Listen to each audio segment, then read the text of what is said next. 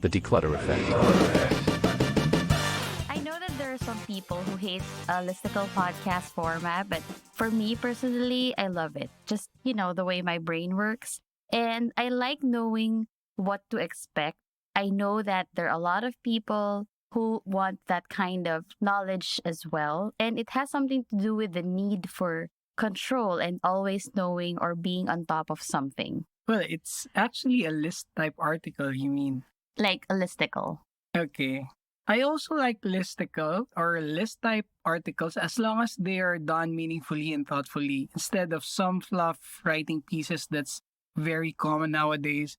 And we did do an episode on being a soulless content factory, so that's probably where all the dislikes are based on. Well, I hope this episode won't be considered fluff because this is based on our experience as a virtual assistant in our early days when we were freelancing.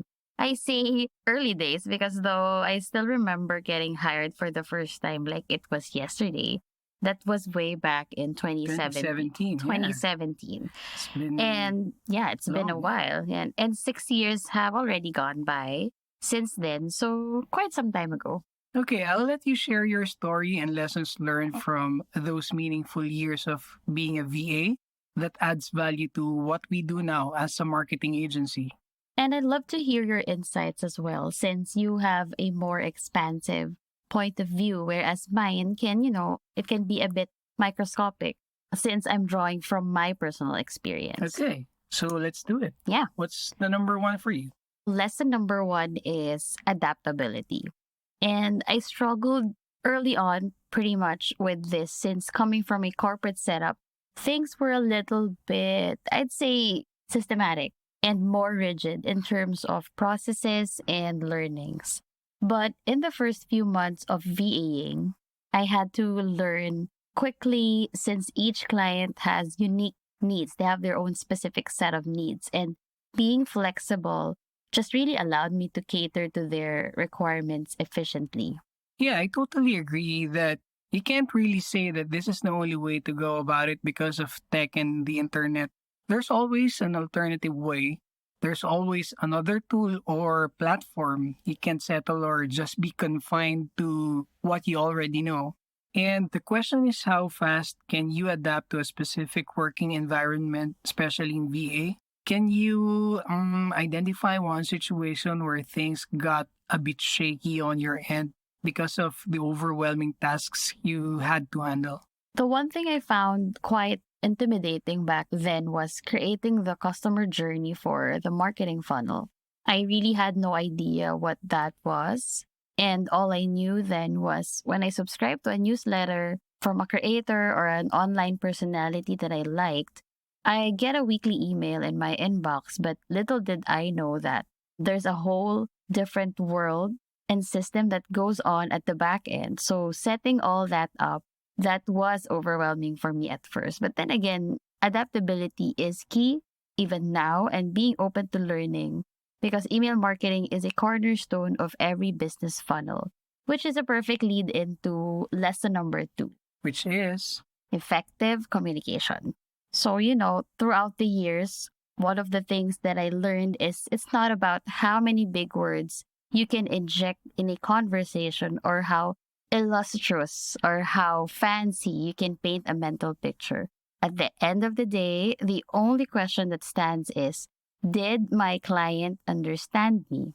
and this can be challenging to most Filipinos who are catering to clients in the US, UK, Australia, or even maybe other parts of Europe or even Asia like Japan, China, or Korea. English isn't our primary language to communicate. Filipino is our native tongue, but yeah, Filipinos are just super quick learners and they can even get the accents down to a T. But at the end of the day, it's not about the accent, your diction or pronunciation, or using big, impressive words. Yes, it's about the tone. Yeah. It's about the tone of your voice so you can convey the right emotion if it's an audio or a video conversation and getting your thoughts in order so your clients can easily understand what you're saying. Bottom line is communication. Yep.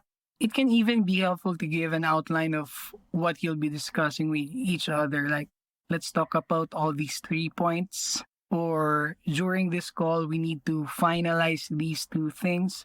These are important mental or comprehension cues, so they already mark it in their heads, which paves the way for a much easier and efficient conversation. In Toastmasters, we call it guidepost. Like you say that we already give an outline so they know that they're expecting 3 points. Okay. So, is there a tendency that you get out of topic because you have a lot of things to say and you have it's different already thoughts. Yeah. got mixed up in your head? That's why outlining it or providing those guide points or comprehension cues, I love that. Comprehension cues Mhm. is important in to Yeah. effectively communicate. Yeah. Okay, so what's lesson number 3? Lesson number 3. This is actually my favorite, and it's all about prioritization or time management. So notice that I mentioned 2 philosophies, and this is because the concept of time management has been hotly debated over the years. Because the correct term, as they say, should be prioritization or setting your priorities. Because according to productivity experts or gurus, you can't really manage time since time is a construct. And I don't really want to get too deep or philosophical into that, but I do recognize that when I apply time saving measures through prioritization, it helps me be more efficient. I'm glad that you say that you don't want to dig deep on the philosophy of time management because we only have 10 minutes for this podcast. All right. Especially in the nature of our work, if you're working independently, then you need excellent time management skills. And one of the main things that I want to add to it is your ability not to be distracted by what I call the little things like eating snacks. Mm-hmm. Do you like eating snacks while working? I try not to. I try to count my calories. Yeah, better because you're going to mess up your laptop. Or peeking at your phone for a dose of your social media. For me personally, I get distracted easily by our Viber group once there is a good argument that was thrown there, and always restraining myself to respond violently for discussion's sake.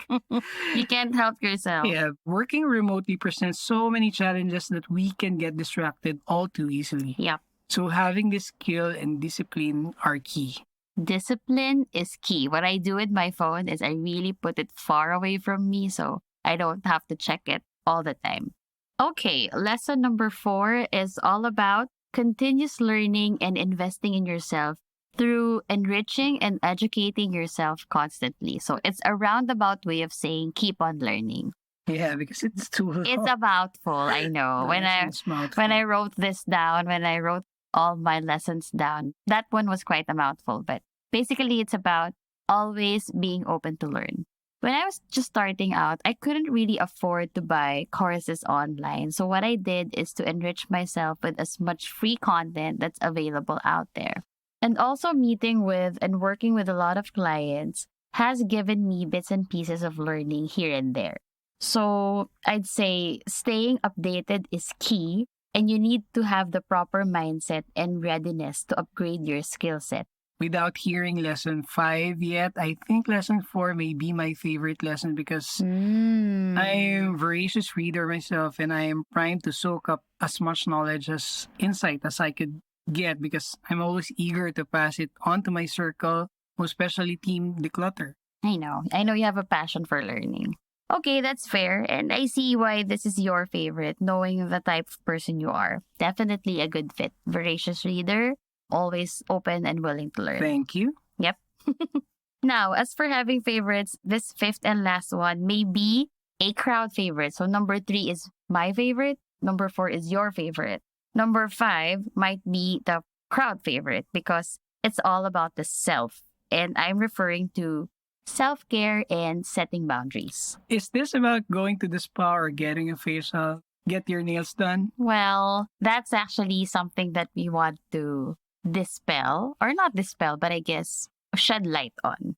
So because virtual assistants mostly work remotely, sometimes the boundaries between work and personal life have either been blurry or bled into each other. There's that bleeding into work bleeds into personal life and vice versa. and people are complaining about the supposed lack of balance. I think for most work from home, people can relate to this mental pictures where your room and workspace is in one place Or in one area, yeah. or in one area. Well, prioritizing self care and setting boundaries are an advantage to those who are working remotely. I feel like the work from home nature of VA is attractive for those people who can get easily tired of the daily social interactions of an office workplace setup. And if you are working remotely, you can easily retreat whenever you sense that your boundary has been crossed and need time to recover from it. And again, I'm glad you pointed that out because self care, contrary to what you said earlier, but I know that you said it jokingly, self care, Sarcastically. sarcastically, jokingly, yeah. Self care isn't just about mani pedis, getting a haircut, or a blow dry, or a spa day, but those are important as well. Those are hygiene related or, aesthetic related things. That can be a part of it, but a much larger conversation has to be made about self care since it encompasses other aspects of a person's life. And knowing how to prioritize and protect yourself is the ultimate step towards self care. Wow, that episode went by super fast and I enjoyed this a lot. We hope you did too as well. So if you haven't already, make sure to subscribe to our podcast so you never miss an episode. This is Team Dklutr signing off. Take care. Stay curious. Bye for now. Bye. The Declutter Effect.